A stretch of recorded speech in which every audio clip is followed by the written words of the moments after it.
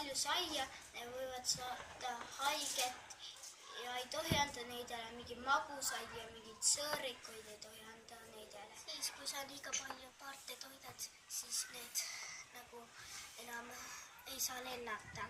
Inimesed mõtlevad, et teevad neile head, kui tegelikult ei tee, aga rohelisi lehti või midagi sellist, mis nagu lisada. Jahustooted neile ei tohi anda, kui nad söövad, siis nad ei oska enam pärast ise toitu otsida. Ei tohi nii palju saia anda, sellepärast muidu nad ei saa lennata.